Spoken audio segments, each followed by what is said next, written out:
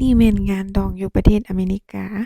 ที่เพิ่นมีคอนเซปต์ให้แขกมางานใส่ชุดสีดำไปงานเลี้ยงอันนี้เป็นครั้งแรกที่สาวตุ้ยได้มางานแต่งดองอยู่อเมริกาและรู้ว่าเพิ่นให้ใส่ชุดสีดำไปนี่คือทุกคนเห็นอยู่นี่เนาะทุกคนจะใส่ชุดสีดำเบิ่งเรานี่สีบานเย็นมาเลยเพราะว่าเราบ่รู้เนาะเราไปรู้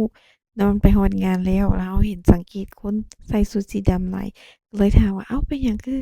คนทุกคนใส่เสื้อสีดำเพิ่นเลยบอกว่าเป็นเจ้าภาพรีเควสต์มานี่เนาะคือเจ้าภาพ Crystal และ Tommy และที่เห็นอยู่นี่แม่นการแห่เขยเนาะย้อนว่าเจ้าบ่าวนั้นแม่นลาวอเมริกันและเจ้าสาวแม่น Mexican American ซึ่งการแต่งดองนี้แม่นแต่งอยู่ในหอแล้วเฮ็ดแบบสไตล์คนลาวเนาะซึ่งมีการแห่เขยเจ้าบ่าวเข้ามาในงานเพื่อเฮ็ดบาสีสู่ขวัญกับเจ้าสาว คือทุกคนเห็นอยู่ในนี่มันฝ่ายเจ้าบ่าวจะแต่งสุดเป็นสุดแล้วทั้งเมิดแห่เขยหอบขันหมากมาเพื่อจะมาเฮ็ดบาสีสู่ขวัญให้คู่เจ้าบ่าวเจ้าสาวเจ้าสาวก็ใส่สุดคือคนลาวเนาะและแขกฝ่ายเจ้าสาวเจ้าบ่าวกับจะนั่งอ้อมผ้าขวัญเฮ็ดสู่ขวัญและแขกคนอื่นสิพากันยืนเบิ่งทางนอกเนาะหลังจากเพิ่นสู่ขวัญอิหยังแล้วหมดแล้ว เพิ่นจึงค่อยให้แขกคนอื่นไปมัดแขนให้เจ้าบ่าวเจ้าสาวงานดองนี้อยู่เมือง Portland Oregon ซึ่งเจ้าบ่าวเป็นหลานของอ้ายคำสามีของเอื้อยเฮเลนนี่แล้วเพิ่นพาเรามาร่วมงานนำเราก็มาเนาะเพื่อมาเบิ่งเพราะบ่เคยเห็นหลังจากสู่ขวัญมัดแขนแล้วเพิ่นก็เปิดเวทีให้เจ้าบ่าวเจ้าสาวไปเปิดรำวงก่อนหมู่นี่เนาะคือเจ้าภาพก็ไปฟ้อนรำวงนำกันและตามด้วย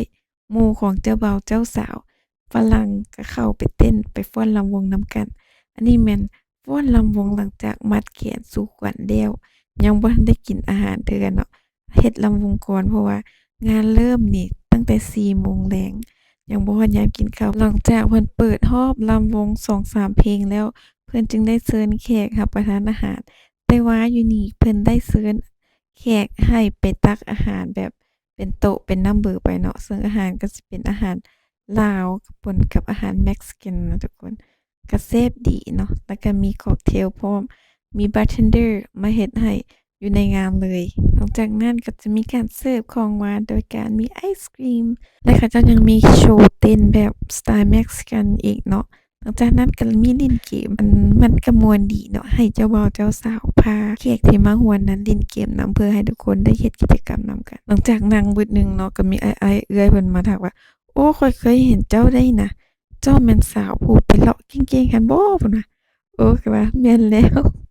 โอ๊ยข้อยเบิ่งเจ้าตลอดเจ้าจั่งแม่นบ่ย้านน้อไปเลาะพุ่นเลาะพี่นั่นเนาะเพิ่นก็พากันมาถ่ายรูปอิหยังแล้วก็ล้มกันเรื่องคนอยู่เมืองลาวเป็นจั่งใดบางคนก็ว่าคิดฮอดเมืองลาวบ่ได้ไปโดนแล้วหลายสิบปีซี้นะแต่ว่ามักฟังสาวตุ้ยไปเลาะไปเที่ยวแล้วก็เอาหลายๆเรื่องมาให้ฟังน่ะเพิ่นว่าเนาะก็ม่วนลบกันยาวเลยเนาะแล้วอันนี้เจ้าบ่าวเจ้าสาวเนาะพากันเลาะถ่ายรูปแต่ละโต๊ะแต่ละโต๊ะคืออยู่เมืองลาวนั่นแหละและนี่แม่นครอบครัวอ้ายละน้อยอยู่ Portland เป็นน้องของอ้ายคำที่เราไปพักนำเพิ่นตอนช่วงไปงานดองหลังจากนั้นก็พากันเต้นรำวงเขาเจ้าสิเปิดเพลงลาวผสมกับเพลงเม็กซิโกเต้นให้คนมาร่วมงานม่วนหั้นแหละเนาะแต่ว่ามีหลายคนชมเนาะเปิดเพลงเม็กซิโกหลายกว่าเพลงลาวอีก เพราะว่าคนลาวมักเต้นมักฟ้อนรำวงเต้นบัดสลบอิหยังนะเพิ่นว่าเต้นบ่ได้สะใจซ้ำเป็นงานดองที่ม่วนหลาย